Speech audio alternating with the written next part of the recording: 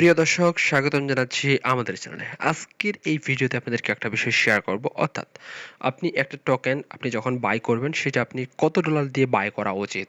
আপনার ফান্ড যদি $200 হয়ে থাকে আপনাকে কতটি টোকেন বাই করা উচিত এবং প্রত্যেক টোকেনের পিছনে কত ডলার করে ইনভেস্ট করা উচিত, তাহলে আপনি এখান থেকে ক্রিপ্টো থেকে প্রফিট করতে পারবেন। হ্যাঁ, আজকের এই ভিডিওতে এই বিষয়টা আপনাদেরকে ক্লিয়ার করব। এই জন্য বলবো চ্যানেলের ভিডিওটি সম্পূর্ণ দেখবেন এবং আপনি যদি চ্যানেলের নতুন দর্শক হয়ে থাকেন, আমাদের চ্যানেল প্লাস আমাদের যে টেলিগ্রাম চ্যানেল রয়েছে সেই টেলিগ্রাম চ্যানেলে মাস্ট বি যুক্ত হয়ে যাবে। আমি কিন্তু টেলিগ্রাম চ্যানেলে প্রতিনিয়ত আমাদের যে সিগন্যালের যে আপডেটগুলো রয়েছে সেই সিগন্যালের আপডেটগুলো আপনাদেরকে দিয়ে থাকি। আর আমাদের অলরেডি প্রিমিয়ামও রয়েছে, যেখান থেকে আমাদের প্রাইভেট গ্রুপ রয়েছে। আপনি যদি চান আমাদের প্রাইভেট গ্রুপে জয়েন হতে পারেন। ইনশাল্লাহ আমি আপনাদেরকে খুব কম সিগন্যাল দেবো, কিন্তু আমরা প্রত্যেকটা সিগন্যালে প্রফিট জেনারেট করব। আমাদের প্রাইভেট সিগন্যালের মেন উদ্দেশ্য হচ্ছে প্রফিট জেনারেট করা, বেসিক সিগন্যালে এন্ট্রি নেওয়া নয়। আচ্ছা, আমরা বেশি কথা বাদ দিয়ে আমরা এখন কাজের কথায় চলে আসি। অর্থাৎ আপনি আজকের আপনার যে শিখবেন সেটা হচ্ছে আপনি একটি টোকেন কত ডলার দিয়ে কিনবেন। প্রথমত আমার যে ক্যালকুলেটর রয়েছে সেই ক্যালকুলেটরটা আমি ওপেন করে নেব। আমি জাস্ট ক্যালকুলেটরটা বড় করে নিচ্ছি একটু আপনাদেরকে বোঝানোর জন্য। প্রথমত আপনার ডলার $200, আমি ধরে নিলাম আপনার ডলার হাতে রয়েছে $200। এই $200 নিয়ে আপনি ক্রিপ্টোতে ইনভেস্টমেন্ট করতে আসছেন, নট ট্রেডিং, ইটস ইনভেস্টমেন্ট।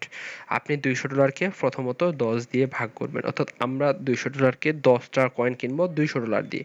এই জন্য আমরা প্রত্যেক কয়েনের পিছনে আমাদের $20 বরাদ্দ রয়েছে। কত ডলার? $20।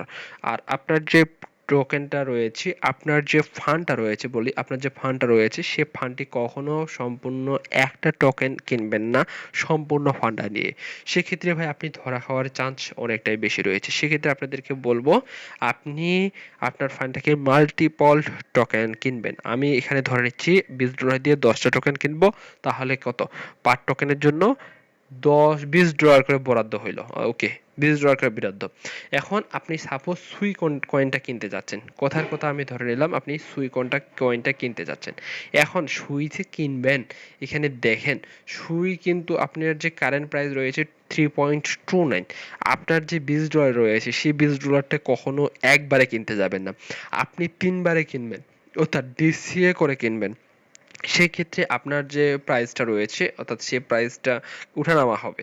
সেক্ষেত্রে প্রাইস যদি কোনো কারণে এই টোকেনের কারেন্ট প্রাইস থেকে যদি কমে যায়, সেক্ষেত্রে ভাই আপনার যে হাতে আরও ডলারটা থাকতেছে সেটা দিয়ে আপনি কিন্তু একটা ভালো কিছু করার চান্স রয়েছে। আপনি সাপোজ আপনি $20 দিয়ে কিনতে চাচ্ছেন এই টোকেনটা, সুইক টোকেনটা। এখন আপনি কি করবেন? প্রথমত আপনি $20 দিয়ে আপনি 3 ভাগ করবেন, অর্থাৎ আমরা 3বারে সুই টোকেনটা কিনবো, অর্থাৎ প্রত্যেক জন্য 6.6, অর্থাৎ আমরা এভারেজে 7 ধরে নিলাম। আপনি কারেন্ট প্রাইসে $7 দিয়ে কিনবেন, কারেন্ট প্রাইস। তারপর যদি টোকেনটার প্রাইস আরও কোনো কারণবশত নিচের দিকে আসছে, সেক্ষেত্রে আপনাদেরকে বলবো আপনি আবার $7 দিয়ে কিনবেন। যদি কোনো কারণে নিচের দিকে আসে সেক্ষেত্রে আপনার $14 কিন্তু ইনভেস্টমেন্ট হয়ে গেল, আর বাকি থাকলো $6। আপনার আর নিচে আসলো না, সেখান থেকেই আপ দিয়ে দিল। সেক্ষেত্রে আপনি যে $14 দিয়ে কিনলেন সেই $14 থেকে প্রফিট আপনি বুক করে ফেলবেন, আর $6 কেনার কোনো প্রয়োজন নেই। যদি এমনটা হয় মার্কেট আরও নিচে কারেকশন নিচ্ছে, সেক্ষেত্রে আপনার হাতে যে আরও এই টোকেনের জন্য $6 বরাদ্দ ছিল সে $6 আপনার এখনই সময় নির্দিষ্ট, দেখবেন 3বারে আপনি $20 কিনে ফেলেছেন।